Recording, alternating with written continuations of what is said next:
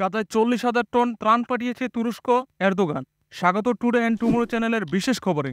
তুরস্ক আকাশ ও সমুদ্রপথে গাজায় 40,000 টন মানবিক ত্রাণ পাঠিয়েছে বলে জানিয়েছেন দেশটির president Recep Tayyip Erdogan.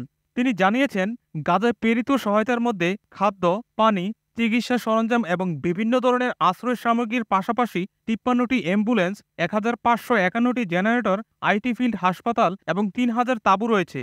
Istanbul ভিত্তিক একটি স্বেচ্ছাসেবী সংগঠনের সভায় এরদোগান বলেন, তুর্কি রেড ক্রিসেন্টের আরেকটি জাহাজ 3,000 টন ত্রাণ নিয়ে রোববার মিশরের আল আরিশ বন্দরে পৌঁছবে বলে আশা করা হচ্ছে।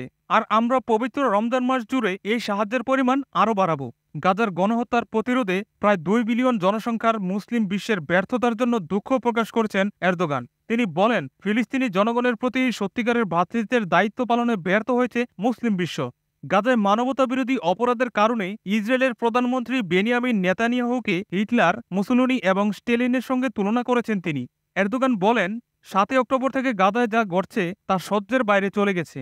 গণহত্যাকারীদের আন্তর্জাতিক আইনের অধীনে জবাবদিহি নিশ্চিত করার জন্য তুরস্ক কাজ করে যাবে। উল্লেখ্য, গত 7 অক্টোবর থেকে শুরু হওয়া ইসরায়েলের বর্বর হামলায় রমজানের আগ পর্যন্ত গাজায় 31,000-এরও বেশি মানুষ নিহত হয়েছে। এতে আহত হয়েছে 72,000-এরও বেশি মানুষ।